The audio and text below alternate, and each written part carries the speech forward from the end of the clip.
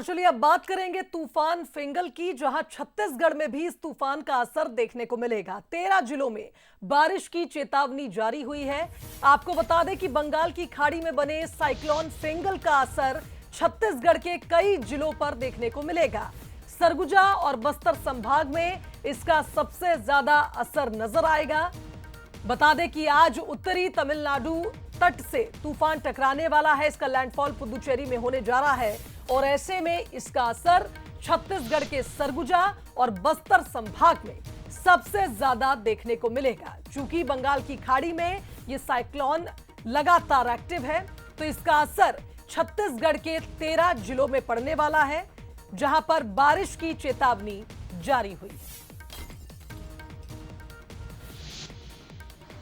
बंगाल की खाड़ी में बने कम दबाव के क्षेत्र का असर अब बस्तर में साफ दिखाई दे रहा है। आज और कल ऐसा ही मौसम बना रहेगा। आसमान में बदली छाई है, जिसकी वजह से जो न्यूनतम तापमान है उसमें वृद्धि तो हुई है और इससे लोगों को सर्दी से राहत भी मिली है, लेकिन किसानों के लिए यह मौसम जो है वो चिंता का सबब है। कल शाम को हल्की बूंदाबांदी हुई थी और यह सिलसिला आज किसी भी वक्त फिर से दोहरा सकता है। मौसम विभाग के मुताबिक ये स्थिति जो है वो तूफान और कम दबाव के क्षेत्र की वजह से बनी है। ऐसे में वे किसान जिनकी फसल खेतों में खड़ी है या कट कर खेतों में पड़ी है, वे काफ़ी चिंतित दिखाई दे रहे हैं।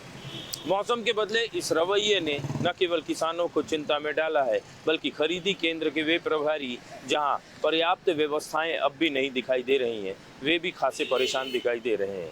कैमरा पर्सन कर्ण प्रताप के साथ रजत वाजपेयी, बंसल न्यूज, जगदलपुर।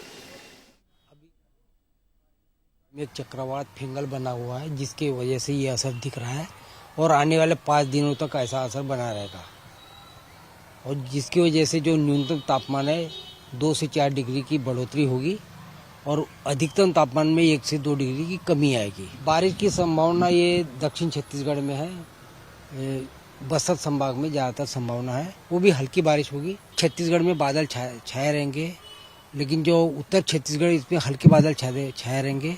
जो मध्य छत्तीसगढ़ और दक्षिण छत्तीसगढ़ में ज़्यादा बादल छाए रहेंगे। कड़ाके की जो ठंड है ये दिसंबर महीने के 10 तारीख के बाद से कड़ाके की ठंड देखने मिलेगी। चलिए, इस खबर पर हमारे साथ संवाददाता रजत फोन लाइन पर जुड़ गए, उनका रुख कर लेते हैं। रजत, बंगाल की खाड़ी में ये साइक्लोन एक्टिव है, लेकिन इसका असर कहीं ना कहीं छत्तीसगढ़ के सरगुजा और बस्तर संभाग में भी देखने को मिलेगा। 13 जिलों में अलर्ट भी जारी हुआ। जी रजत, कोई कम दबाव का जो प्रेशर है वो बनता है। ऐसे में बस्तर पर उसका सीधा असर दिखाई देता है। फिलहाल की अगर बात करें तो 3 से 4 दिन तक मौसम ऐसा ही बना रहेगा, ऐसा मौसम विभाग का प्रेडिक्शन है।